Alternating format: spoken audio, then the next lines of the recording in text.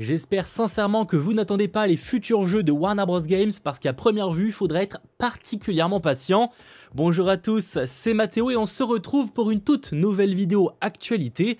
En effet, le célèbre média Bloomberg a partagé un gros article qui nous révèle les coulisses chez Warner Bros Games. Et spoilers, il y a principalement des mauvaises nouvelles. Alors pour rappel, le dernier gros succès de Warner Bros Games, autant en termes de critiques mais surtout en termes de finances, c'est évidemment le jeu vidéo Hogwarts Legacy prenant place dans l'univers de Harry Potter.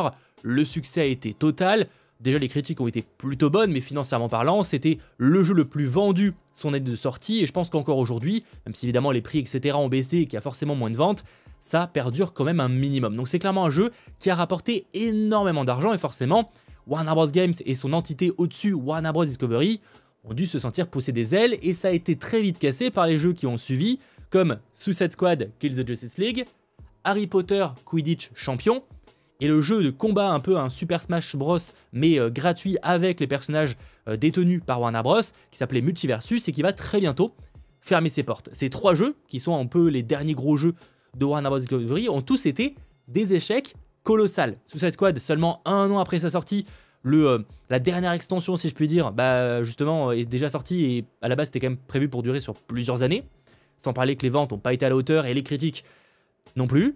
Multiversus, voilà, c'était quand même un jeu qui était censé être pas le nouveau Fortnite, mais en tout cas un jeu qui devait pareil durer sur le long terme, ça n'a pas été le cas. Et Quidditch Champion, personne n'en a parlé. On va pas se mentir, j'ai pas eu beaucoup de retours sur ce jeu et pourtant je l'ai même pas lancé. C'est dire malheureusement l'attente qu'il y avait autour de ça. Alors malheureusement, ou heureusement d'un côté, dernièrement il y a déjà eu des changements en interne chez Warner Bros Games avec notamment le départ du précédent directeur. C'est plutôt dans la continuité de ce qu'on va évoquer après et ça justement c'est l'une des conséquences. Il y en avait aussi le PDG de Warner Bros Discovery, donc l'entité mère de tout ça, David Zaslav, qui déclarait aux investisseurs que l'activité jeux vidéo de la société était clairement en train de sous-performer considérablement au vu du potentiel. C'est que si on se base sur les dernières sorties, heureusement qu'il y a Hogwarts Legacy parce que sinon ça ferait sacrément longtemps qu'il n'y a pas eu de gros succès du côté de cette entreprise, en tout cas de cette partie-là de l'entreprise. Alors évidemment on se pose la question, quel avenir pour Warner Bros Games et ses différents studios et donc ses futurs jeux? Déjà il faut savoir de nouveau, selon Bloomberg, que maintenant, et ça c'est entre guillemets déjà confirmé par David Zaslav, l'ambition est vraiment de réduire le nombre de jeux qu'ils produisent. Alors c'est déjà pas non plus extrêmement conséquent en termes de quantité, mais dans l'idée ils veulent réduire le nombre de jeux et se concentrer uniquement sur quelques franchises populaires. Donc l'idée, clairement, si vous attendez que Warner Bros Games propose un jeu sur une licence nouvelle qu'on n'a encore jamais vue, dans le sens une licence originale, oubliez, c'est terminé. Warner Bros Games ne bossera que sur les adaptations, ou en tout cas des inspirations de licences que détient Warner Bros. Seigneur des Anneaux, Game of Thrones, DC Comics, Harry Potter, etc. Je vous dis pas que des jeux sur ça sont en préparation, mais de manière générale, c'est pour vous citer les licences populaires du studio. Ça déjà, c'est une information non négligeable. Qu'est-ce qu'on apprend? Eh bien déjà que Warner Bros, alors ça on va vite fait l'évoquer, mais qu'apparemment il préparerait une version rafraîchie du jeu vidéo Hogwarts Legacy. Je sais pas trop ce que ça veut dire, mais on verra, en tout cas il y a quelque chose qui se prépare par rapport à ça. On aurait aussi un nouveau jeu Lego, selon Bloomberg, de nouveau qui est en préparation, et quelques jeux mobiles, notamment un jeu Game of Thrones qu'on va réévoquer. Malheureusement, c'est pas les studios majeurs qui bossent sur ces projets-là, quasiment pas. Par exemple, un projet qui a été annoncé maintenant il y a un certain temps, c'est le jeu vidéo Wonder Woman. Et oui, cette célèbre héroïne de l'univers DC Comics est censée avoir le droit à son propre jeu vidéo. Ça avait été révélé il y a déjà maintenant un certain temps. Les rumeurs d'ailleurs évoquaient régulièrement qu'on pourrait avoir du nouveau par rapport à ce projet-là. Visiblement, c'est peu probable. Alors pour rappel, c'était Monolith Production qui développait, enfin c'est toujours d'ailleurs Monolith Production qui est à la tête de ce projet-là. On leur doit notamment les deux jeux vidéo sur la Terre du Milieu, donc l'Ombre du Mordor entre autres. Et ça fait maintenant un certain temps qu'ils bossaient dessus, ça fait maintenant plus de 7 ans que le studio n'a pas sorti de nouveaux jeux. Et le problème, c'est que ça fait pas 7 ans qu'ils bossent sur Wonder Woman, malheureusement. Selon les informations, encore une fois de Bloomberg, au début de 2024, le projet a été totalement rebooté et a changé de directeur. Déjà, c'est pas bon signe. Et le jeu a déjà coûté plus de 100 millions de dollars. Et on imagine qu'une partie a été un peu jetée à la poubelle. Même si évidemment, ils vont sûrement reprendre certains éléments. Voilà, en fait, il faut dire que, encore une fois, selon les problèmes évoqués par Bloomberg, c'est que Monolith galère sur déjà le changement de direction qui forcément n'aide pas au projet, mais aussi sur des problèmes liés à la technologie du jeu. Dans l'idée, quand ils ont annoncé ce jeu Wonder Woman, ils avaient vraiment cette idée de réimaginer donc, ce qui s'appelle le système Nemesis. En gros, c'est un système qui était présent dans les jeux L'Ombre du Mordor, etc. et qui était vraiment l'essence même du studio Monolith, qui permettait notamment une certaine interaction avec les différents personnages, voilà, côté amical, etc. Enfin, je vais pas rentrer dans les détails, mais en tout cas c'est ça. Sauf qu'apparemment, ça c'était ce qui était prévu. Depuis début 2024, oubliez totalement ça, ils partiraient plutôt sur un jeu d'action-aventure plus traditionnel.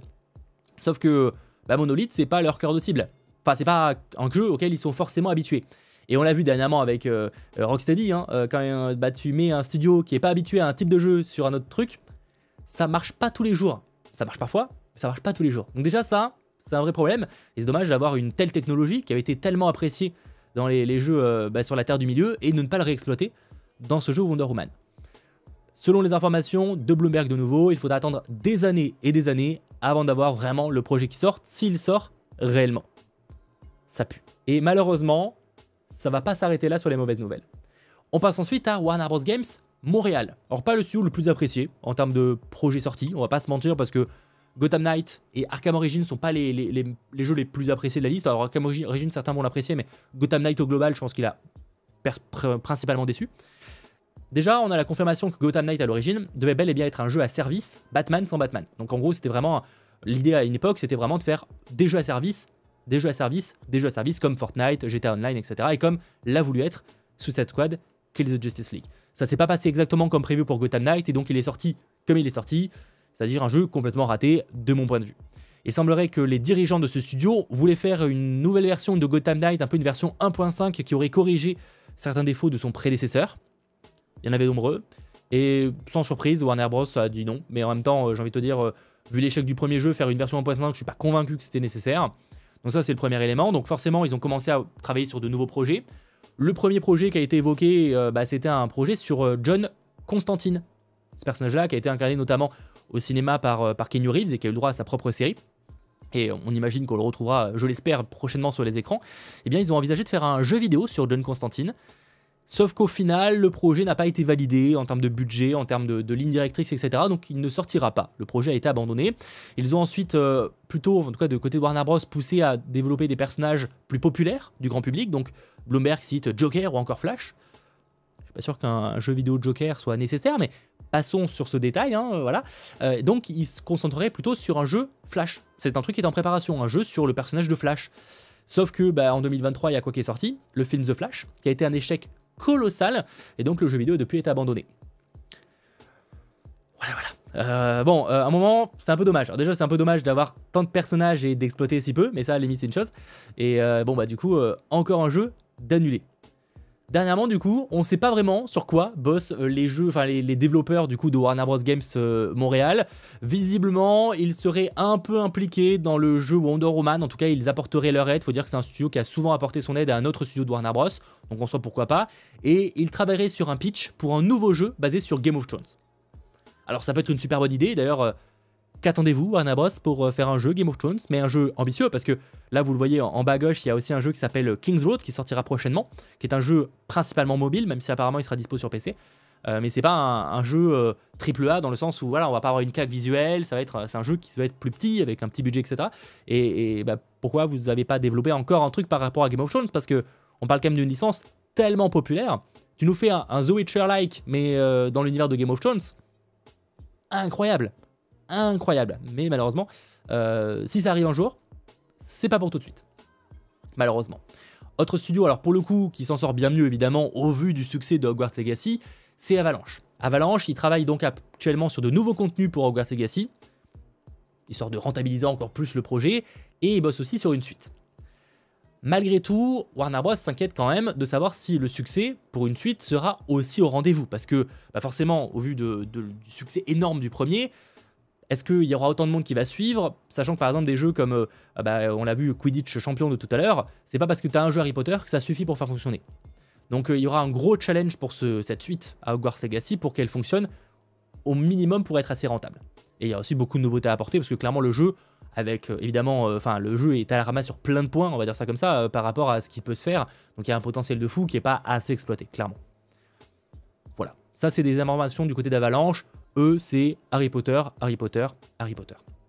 Et évidemment, on arrive du côté de Rocksteady. Rocksteady, c'est les développeurs des Arkham, notamment, qui ont été des succès colossaux, et qui ont proposé Suicide Squad, Kill the Justice League. Je vais pas revenir sur le fait que ça a été un échec total, on l'a déjà évoqué. Selon les informations de Bloomberg, mais pareil, ça a l'air d'être assez précoce, il commencerait à envisager de revenir sur un jeu Batman solo. Alors déjà, encore, alors certains diront je préfère ça à Suicide Squad, bien sûr, mais c'est quand même dommage d'avoir un énième jeu Batman. Alors, le dernier Arkham commence à dater, mais il y a tellement de personnages d'ici Comics à exploiter de la part de Rocksteady, c'est dommage de faire encore un Batman.